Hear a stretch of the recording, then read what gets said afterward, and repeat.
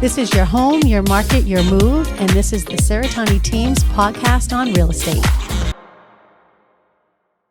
Good morning. Good morning. Welcome to Your Home, Your Market, Your Move with the Cerretani Team. And we have some special guests today, right, Jenna? That's correct. So I'm LeeAnn Cerretani. I am the lead of the Cerretani Team, and Jenna Goulart is here. She is one of our top-notch agents. And we have Joe Cerretani, who runs the commercial sector of our team. And this is Joe's first debut on the podcast. God. I'm so excited to have you here, honey. Wow. And then we have a new member of our Keep it team. professional, okay? Okay, I will. I'll be a good girl. And we have Kristen Campbell, who is our new Cape agent, and we're really excited to have her here. Thank you. She's a member of our team and working out of our Sandwich office. So we're really excited. So today we are going to talk mostly about commercial real estate, right, Joe? Sure. We have some great things to talk about. I think in terms of if you're an investor, it's not just if you're buying commercial space for a business, but also we work with a lot of investors who are looking for strip malls or multifamilies or commercial spaces. If you're more than 4 units, you are a commercial space. So why don't we talk about market and investment trends right now, where smart money is going in 2026? Where smart money is going. Okay, so a lot of the markets I work in are your secondary markets. So the primary markets are based out of Boston. That's where a lot of your money is. The secondary markets are more of your kind of single proprietor partnership investors that will go out and look at properties that they can, put some money into, turn it around and get some tenants in there. So that's typically the market I work in. Is that up right now? Is it down? How That's strong up. is it? There's a lot of demand. There's not a lot of supply, unfortunately. Sounds like So, residential. Yes, your residential. best- Everything's low. Like Your best inventory. investors are looking for buys all the time, of course. They're looking for things that are going to diamond in the rough type thing. Which, do they even exist right now in this It's market? tough. It's tough. And so in the market right now, I have a lot of leases. I have a couple of listings, but everyone's looking for that sweet spot, which is 2,500, 5,000, 10,000 square feet where they can buy it, either use it themselves, subdivide it, and then lease out the other spaces. So that's your sweet spot right now. Okay. And that's really hard to find.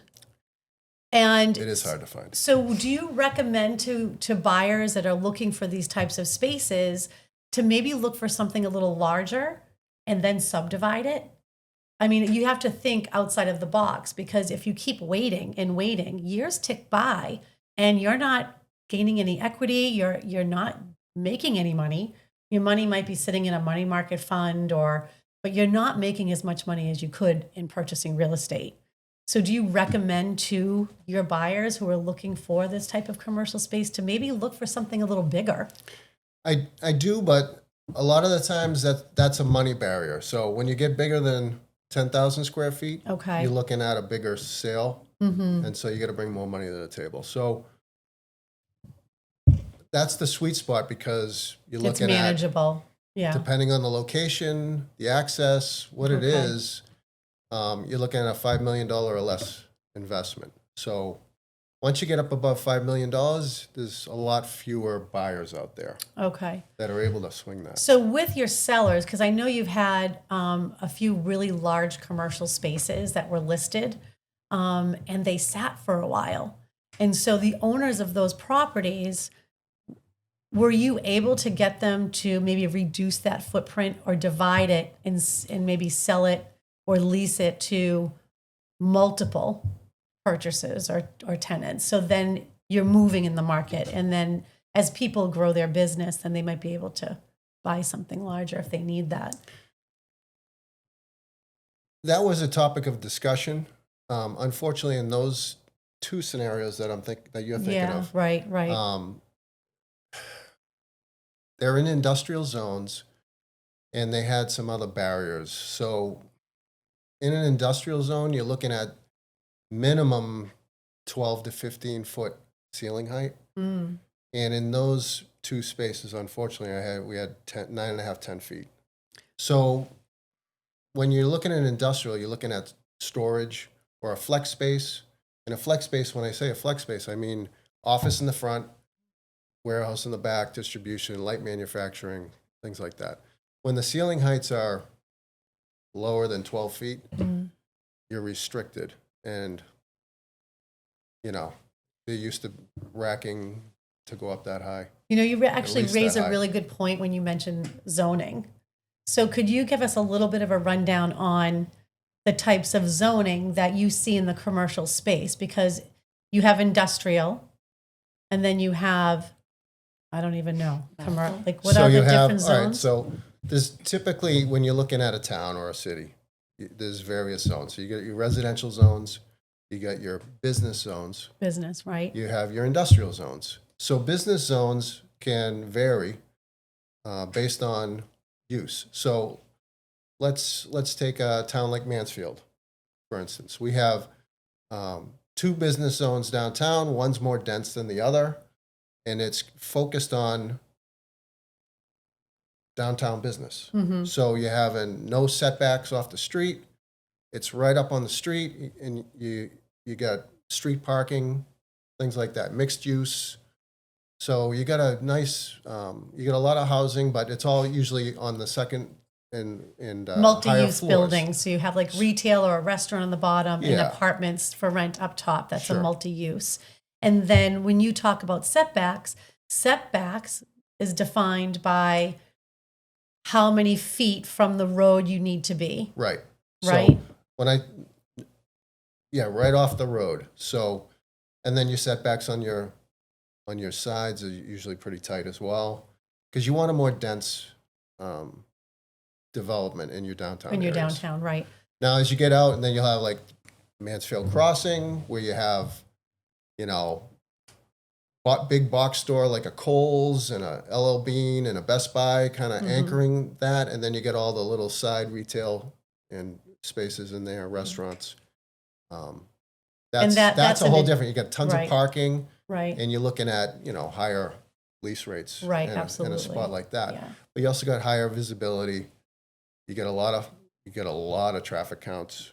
What is the average price per square foot, let's say in a downtown area? It ranges probably based on town, right? Because it depends on the town. Yeah. If the town's got if you're talking downtowns. Mm-hmm. So if the town has a good mix of commercial uses in its downtown, so it's bringing people in the morning, do breakfast, maybe have a post office there. You're going to go mail your stuff, go get your hair done, or whatever. Go shopping. And then you're going to have maybe lunch there, and then you got afternoon shops, and then you got dinner, restaurants, and all that. So the good downtowns are going to have those multi-uses in there, where right? you're in and out, and To you get a lot of attract foot traffic. everybody, And yeah. someone's going in not just to do one thing, they're going to go do a couple of things, they're going to park for a little bit. So when I think about a downtown, and I think of, let's say, when you're looking at Falmouth, for example, right? Their downtown has it's huge, right? It has Spectacular. everything. But it's almost a drive-through as well. So even if you need to get from one side to the other, most people they can use the back roads to avoid traffic, but they might just drive through the downtown as they're getting from point A to point B. Not all downtowns are set up like that. Sometimes they're off the beaten path, and you have to go out of your way to get to the downtown. If you're not near a highway or a route like a Route 106 or Sure. Route 28, things like that. And Yep. do you feel that affects the price per square foot? If it's not like a thorough way, I guess is. for Yeah, lack I of a mean, better you have to term. have the traffic counts. So a lot of, okay, so let's look at Falmouth, right? So you got it's obviously very a lot of tourism going on In there. the summertime, but it's a year-round It's town. a year-round town. right? So Yeah. you're going to get that all year round. So people are going to go stay in a hotel or a Verbo, and they're going to go to Right. downtown. They're going Right. to go have lunch. They're going to go shopping. Right. So it's all about, I always like to call it eyeballs. So if you get a lot of eyeballs on your business, that's going to bring more customers. Mm-hmm. If it is off the beaten path, sure. And that's when you look at different towns. You know, you have your downtown, you have like a Mansfield Crossing, you have, or you have your other areas that are not necessarily a lot of traffic counts. And so then your lease rates drop. Right. Okay. So Okay. it's, you know, it's a little give and take. So downtown parking can be a challenge. Right. Right. Especially on the Cape and Right. those towns, Sure. Falmouth, It's a Yes. challenge. So Mashpee But- Commons. there's usually ample parking to make it happen. Right. Because you're kind of coming in and out. Like people Right. don't stay there all day. It's not like they're getting on the train. Right. And the car is going to sit there all day. They're coming in to do what they want to do. Might be there an hour, then they leave, frees up a space. So it's all very come and go. It's all right? give and take. I mean, Yeah. do you want all your parking spaces taken? Yes. And oftentimes, someone has to walk a block and a half to get to the place they want to go. Oh, God forbid. I know. And so, God like to forbid walk we a walk a lot. little bit. Oh, New England weather. I know. This is true. And the Changes winter's all the not fun. time. Right, right. So let me shift the conversation a little bit to when I think about investment and I think about the investors I work with, we often have the conversation multifamily or multi-use space. Like, what do I want to invest in?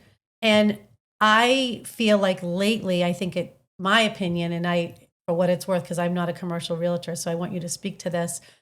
Commercial seems to be harder to fill, like when you have a multi-use place. So we are in such a housing crisis right now. And I know the housing crisis is going to take a turn as our baby boomers age out.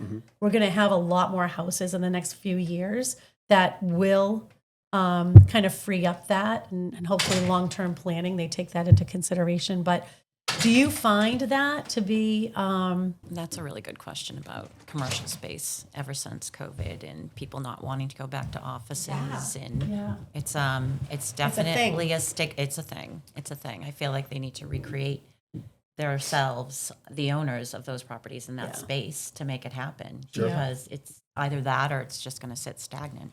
right? So when you think about multifamily versus a commercial space and the multi-use piece, it seems like it's harder or it takes longer to fill that first level of the multi-use space. But multifamilies aren't even available for my investors to buy. Like, they're really hard to find. So what would be your recommendation when you're posed that question? So it's a tough question. I mean, right now, there's such a demand for housing that it's the hot item. And now you kind of reel that back a little bit. Zoning has a lot to do with it, right? So you can't just put housing in anywhere. So explain that a little bit. What does that mean? I mean, I know what you mean. To kind of go back what we just talked about, Right. you have your industrial, your business, and your residential zones. Obviously, residential, you can put housing in there. Right. In your industrial zones, very seldom can you do housing. There are occasions where Is it's one of different. those occasions with affordable housing, would a town have to allow affordable housing development to go into an industrial zone?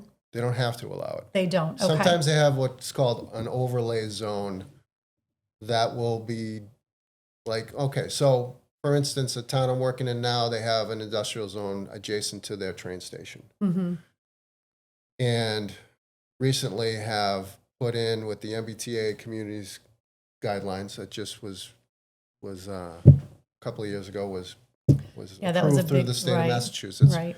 So any towns that are on the MBTA lines or adjacent to those communities have been challenged to put together zoning around the train station that's a higher density by right. Right. So 30 yeah. units per acre by right. Mm. And then, so you can't You can't impose any restrictions on it. So a lot of towns have put overlay zones over some of these industrial zones. So it's a dual use. Right. So, it's a way of getting around it. It's a way to approve that obligation Right. that those towns have. I call it an obligation because, some of the towns are still fighting it. Right. Right. You know. So when you think, so I know you have the 3 types of zoning, but within each of those types, there's different setback rules, things like that too, right? So if you have a residential, sometimes in the zone, sometimes they're called R40, meaning like it has to be a 40,000 square foot lot, Correct. right? Yeah. So that's just under an acre. So if you have residential, does the business zones and the industrial zones also have those limitations depending where they are in Sure. a particular town? Yeah. Okay. So like I said, for your downtown areas, usually have very few setbacks, small setbacks, because you want it to be a dense, compact area where people can go to multiple places fairly quickly. And then you have outlying zones that, have plazas, right. where you have some drive-throughs going on, where there's plenty of parking. The businesses are not really walkable so much, but obviously the setbacks are bigger there. And then you have another zone like a shopping plaza. Obviously you have clusters of retail where the setbacks are tight or all in one building.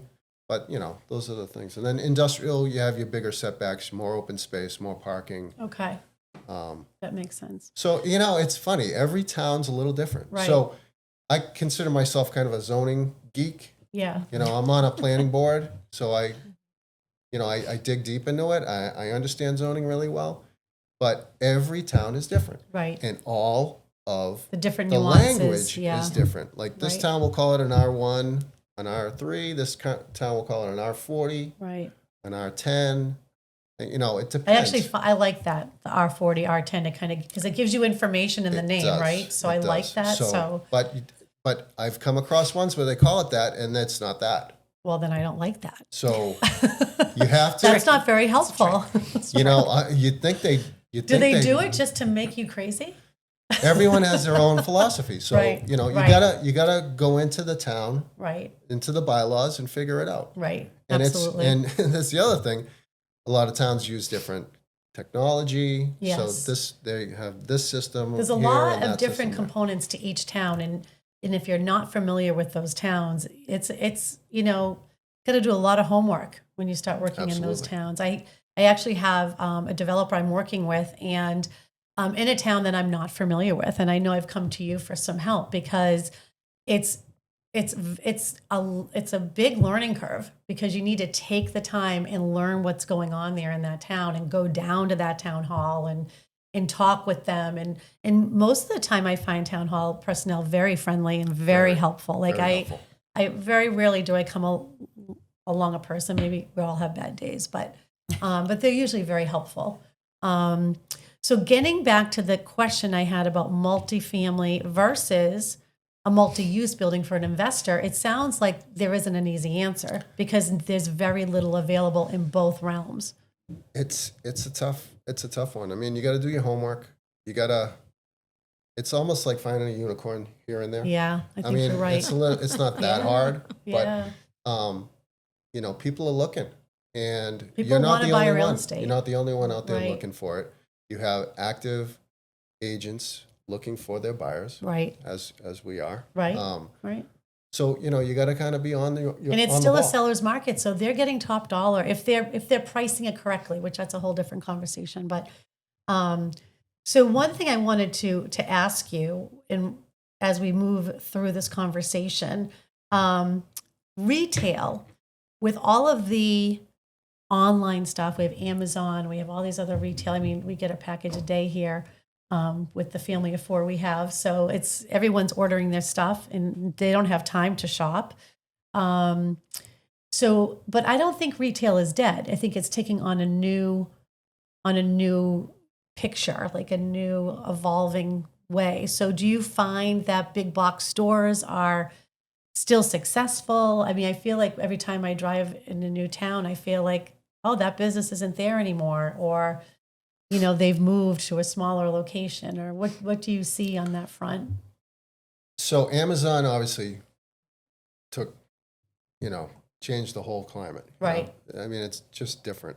And then you had COVID, which then Really kind of squashed out. really issues, kind of really. ramped things up and brought everyone digital. So people order online now.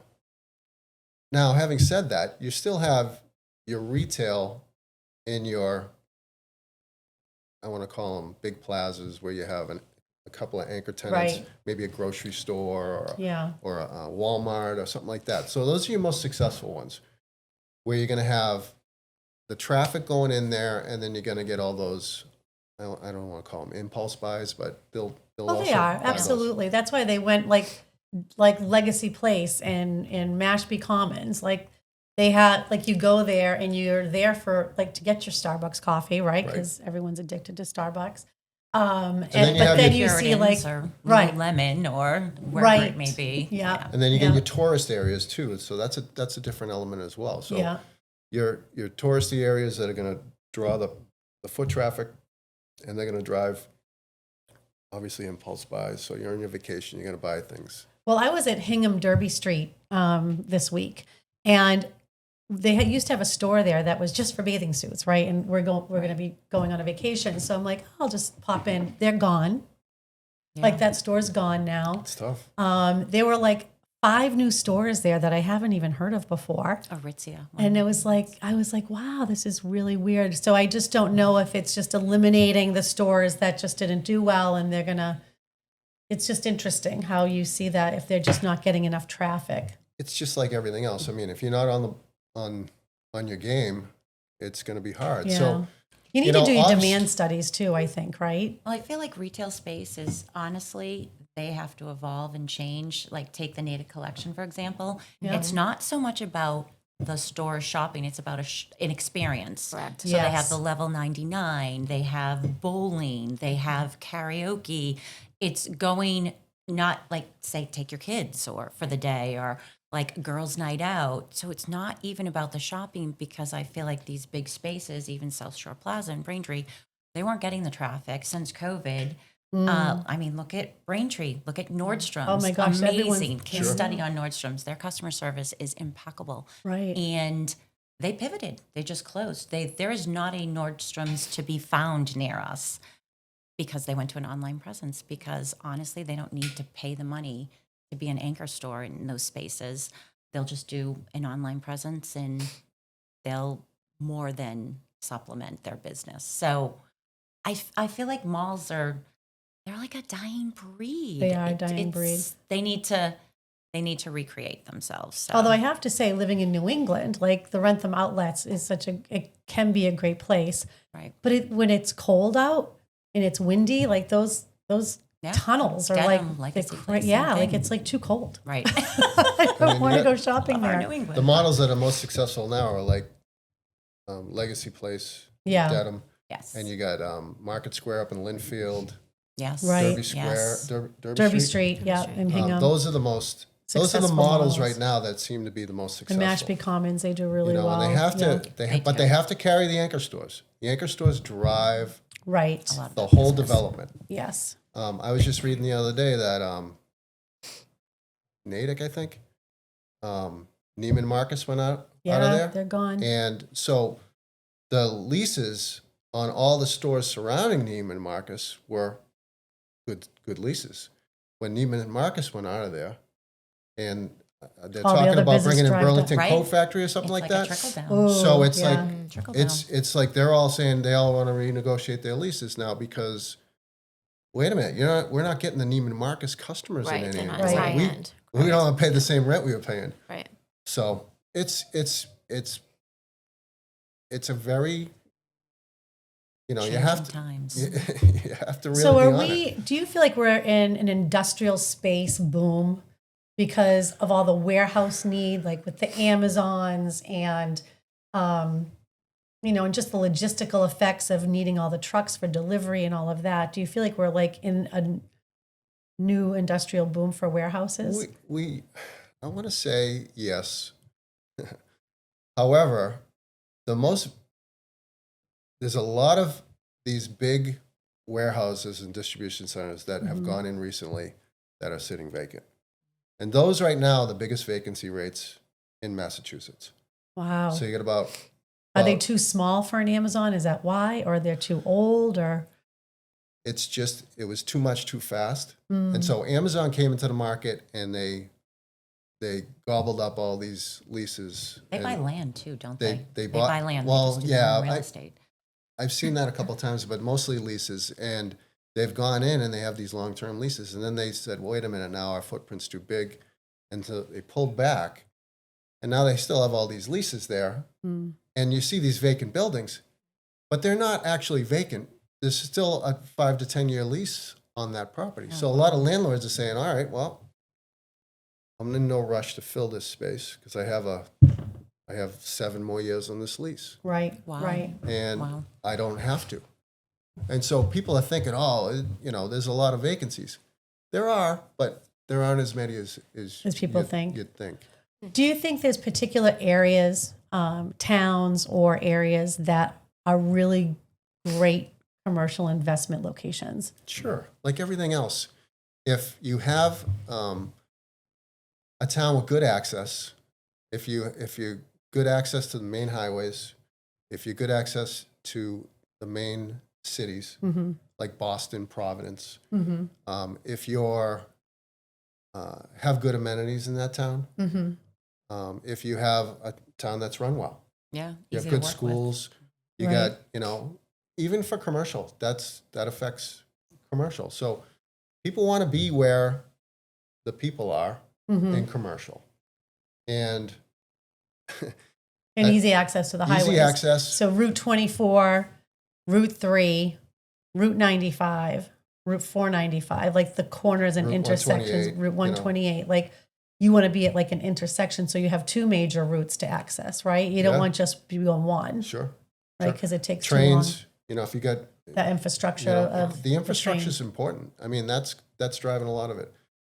The MBTA stretched the train into New Bedford, and that is up and running. And I was talking with someone down in that area earlier this weekend on the phone because they're looking at property and a development down there. And they're saying that the people that live there are not really using the train as much as they thought they would. Do you think it's just, an evolving piece first? Like people have to get the jobs in Boston and have to get the education into that area that, to use the train to get to the better jobs. Do you think it's more about that, or do you think it was a waste to put the train down into New Bedford? I think it's a little of both. People aren't used to it. It's going to take a while for them to change their habits Right. to do that. Get comfortable. It's with expensive to own a car, pay your rent, Right. Go to school while you're working full time. I feel like if you can eliminate one of your major expenses, and that is, say, your vehicle, and now you can live closer to the train, get your job in Boston, Sure. you'll get paid more by living in the city, like working in the city, and then come out to your less expensive rent in New Bedford. It's kind of a double-edged sword, though, because you do bring up a good point. But New Bedford is still somewhat, I wouldn't call it rural, but it's kind It's of very city. city, but on the outskirts. Like, you need a car. What happens if they want to go to the Cape? Yeah. What happens if they want to go into, the train probably goes into Providence, I'm imagining. It does. So I don't know about that for sure, but I do know they were cut. You said the right thing. They were cut off for a long time. Right. So I feel like by bringing the train there, it's giving them access For sure. for For sure. more options, right? So I'm not saying that they can Totally get rid eliminate of their the car, but Yeah. you can walk to a grocery store. It is very city there. It depends on where you are in New Bedford, though. I Right. mean, there's some beautiful areas, Yeah, they really are. but Buttonwood Park. yeah. Pretty. Okay, I have a question. It could be a loaded question. Sure, go ahead. Because I'm on the Cape. Do you feel like there's a stigma when it comes to building on the Cape in terms of commercial property? I feel like, That's a good question. There's not a lot. Well, you just lost Cape Cod Potato Chips. They just left, and that was a big company. Didn't know that. Yeah, they just left. I Oh. think they went down south or something. Right. So Southern United States. yeah, United States. Oh, I'm not wow. sure where Wow, exactly, that's but a loss. I know they just left. The Cape is funny. It's obviously not a lot of big industrial uses. Right. Not a lot of Right. manufacturing. Maybe some light manufacturing. Obviously, there's a lot of retail, tourism. But they don't have the infrastructure for sewer, for example, right? Some Well, of the towns don't. You know, like they do in Hyannis and Yes. downtown Okay. Right. Falmouth, and some of the cities do have it. And But it's not tough. where you're and gonna build and, a and it can be tough sometimes, big depending on warehouse. your use. Right. I feel like in to utilize Sandwich, that. like for example, they had a space called the Golden Triangle. Mhm. It was, I don't know the square footage, I don't know particulars, but notoriously Sandwich is known for their high taxes. So offsetting that with some commercial business would be a great business plan. Yet it was really difficult to get town backing on any of it. It was brought to the table multiple times, different years, and it still sits vacant. Sure. Yeah. So I feel That's like so unfortunate. Towns it is have to really be, unfortunate. A little more open-minded. in maybe. cases like that. So, all right. So your percentage of commercial to residential is very low. Very low. Very low. So, what happens is you go to a town meeting and people will vote in, let's raise taxes, and then it's easy to raise taxes on commercial because they're not a voting base, right? Right. Correct. So, what'll happen is that. So then, it's an adverse effect on bringing in Right. commercial. Who wants People, to Why right? would you raise? do it? Yeah. So a lot of right. the aggressive towns are getting involved in what's called a TIF program, which is a tax incremental financing program. So they'll give them, they'll give them a deal on the X amount of- taxes. right. So they'll dial back some of their taxes just to bring in a company that's going to bring in big property taxes, personal taxes, and jobs. Right. So and it's going to have, and what people don't realize is there's a lot of ancillary benefits to bringing in all those people into your town, right? Of So they're going to have course. lunch there, they're going to shop there, they're Maybe going buy to a see home things they there. hadn't normally seen, and maybe like it and buy a Right? home there, sure. Right? That's So what you're hoping it's for. it's an important thing. It's like I always say, when I sit on the planning board, we want to do developments that are responsible, right? So you don't want to just throw up apartment buildings, right? Right. Because you just got robots walking in and out. You want to have something with mixed use. You got some retail, you got some restaurants, some shopping. Mashpee Commons. Sure. They do a great job, Yeah, I think, in absolutely. my opinion. But there's no apartments there. There are. They're built in beautifully. It's Oh, very oh, at the aesthetically back. Right, right. unnoticed. Oh, They're that's on right, top that's of the right. commercial space. They actually just got zoned for a 55 and older, I believe. That's slated for, I want to say 2028. Nice. Trader Joe's coming in. That's exciting. Yay. I love it's very that. exciting, Gemma. That will Cape be Cod, really this is nice. exciting stuff. So yeah, but I think they do a beautiful job of, not going 6 stories up, although there's probably zoning regulations on that, but making it complement the landscape. Because I mean, Cape Cod's not like a Mansfield. It's not like a Boston, but they have an incredible housing issue. Sure. It's all so over the building state. it in Yeah, like that, they do have yeah, issues yeah, everywhere. it's a nice point. So Interesting. I guess that's what, if the town's willing to get aggressive, a lot of these towns right now are hiring economic development directors. Okay. So they'll work with the town manager, the mayor, or whatever it is, and they'll work on bringing in business in the town Mm-hmm. and bringing in revenue. I mean, with that is revenue, right? Of course. So I think every town is a little tapped right now. Costs are up, and it's funny. It's because inflation was up big time. It's up again. A lot of the things that are happening in the world, like tariffs and all that, and the war in Iran, it's driving up costs. So Right. it's tough on us as homeowners and residents to towns but it's also tough on towns. And it's funny, towns react usually a year or two after Right. all that happens because their budgets are in already.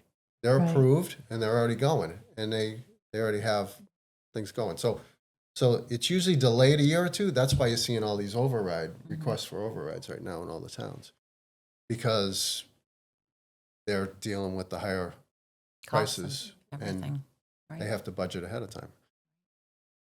Interesting. You always see those big cranes in Boston. It's all those high rises with maybe a little commercial space on the bottom, but stories and stories and stories. Seaport, Right. Shack Yeah. Bay. Yeah. That seems like Yeah, it's, that's all they're building these days, Well, garnering it's 5K for a 1-bedroom a month.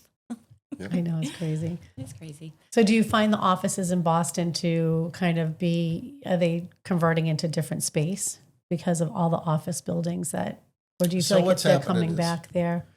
what's happening in Boston is that there's a lot of new buildings going in.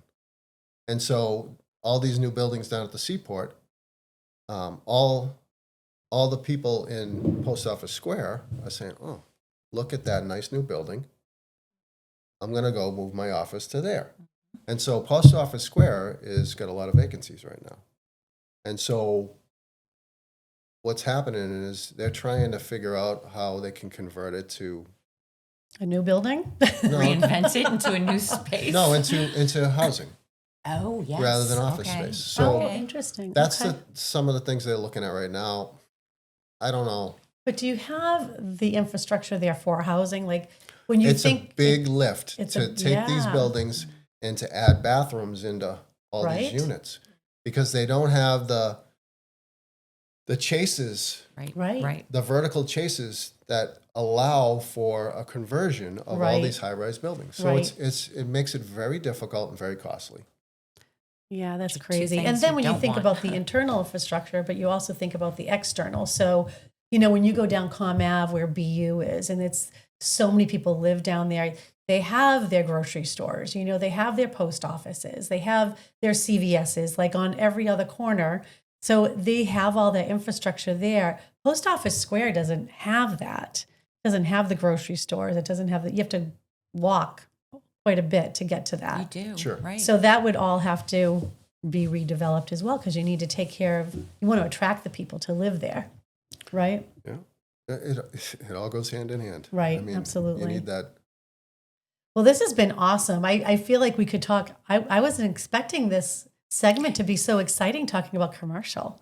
Hey, So yeah. I liked it. It was great. So thank you for your time today, Joe. Very welcome. It's nice to have a completed Cerretani team here. Tina Lynch will be joining us on the next segment, so she'll be here shortly. So thank you so much. Right. So this has Exciting been stuff. your home, your market, your move. Join us at the next segment. Excellent.